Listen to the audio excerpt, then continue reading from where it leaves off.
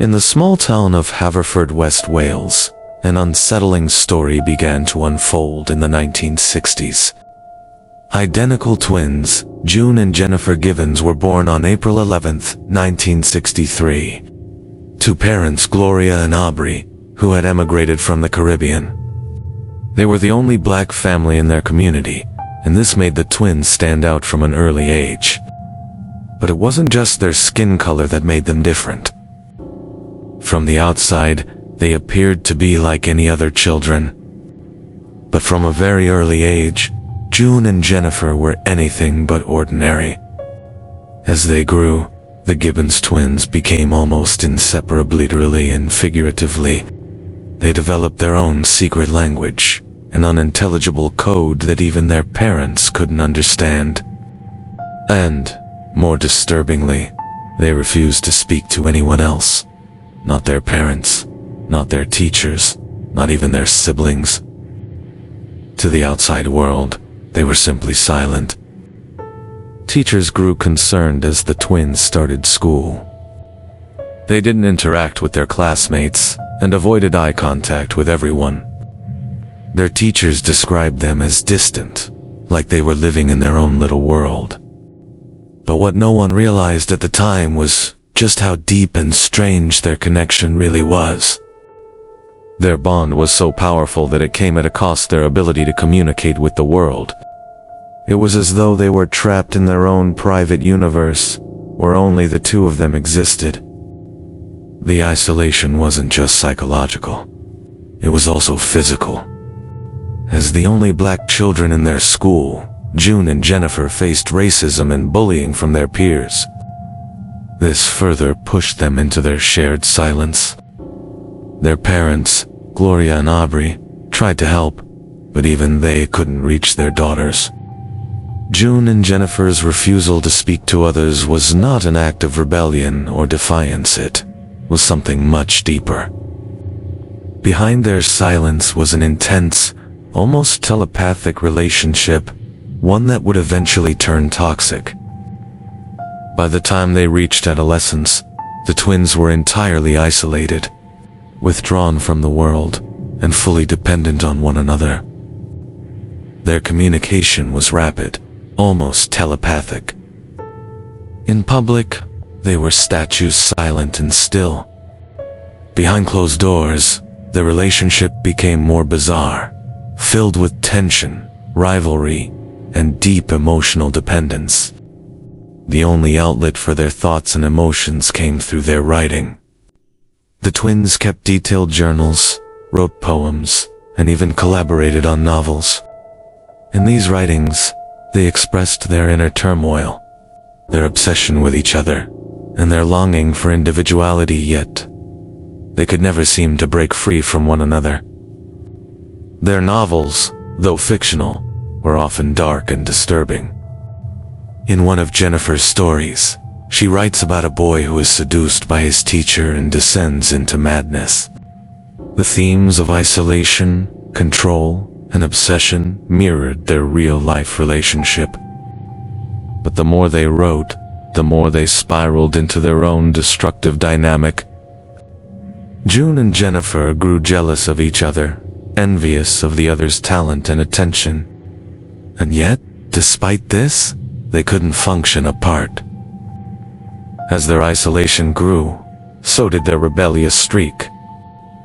By the time they were in their late teens, June and Jennifer began engaging in criminal behavior. They committed arson, vandalism, and theft.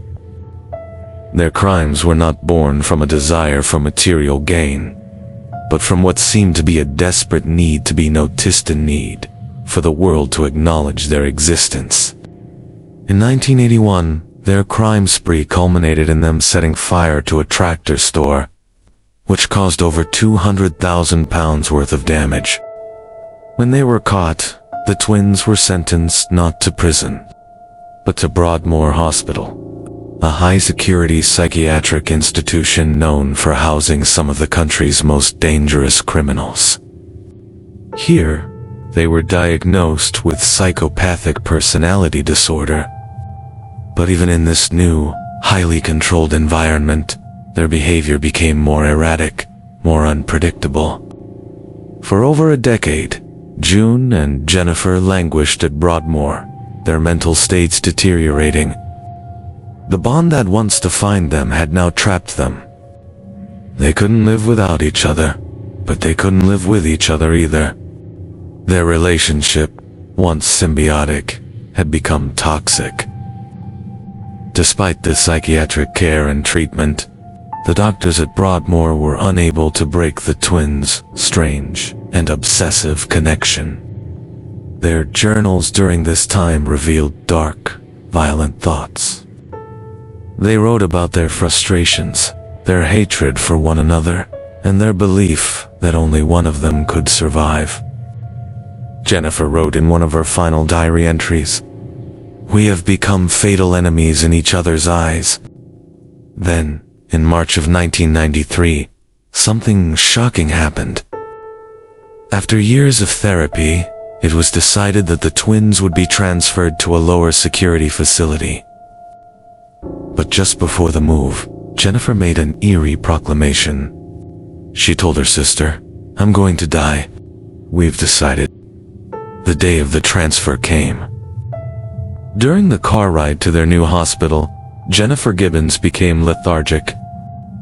She slumped over, unresponsive.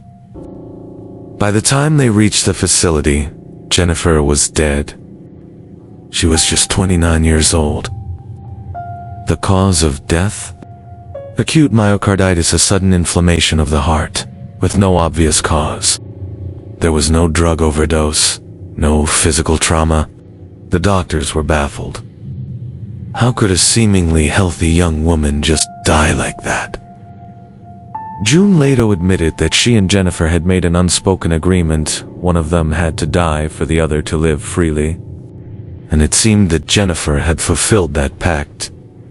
Jennifer's death wasn't just a medical mystery, it was a psychological one. Did she somehow will herself to die? Was it the sheer force of her and June's shared belief that ended her life? Or was it something even darker, like a silent, self-destructive contract they'd made in their youth? After Jennifer's death, June's transformation was immediate and startling. She began speaking, something she had never done before, and slowly re-entered society. She was released from psychiatric care and returned home to live with her family. Over the years, she attempted to lead a normal life, though the shadow of her twin and the strange bond they shared never fully left her.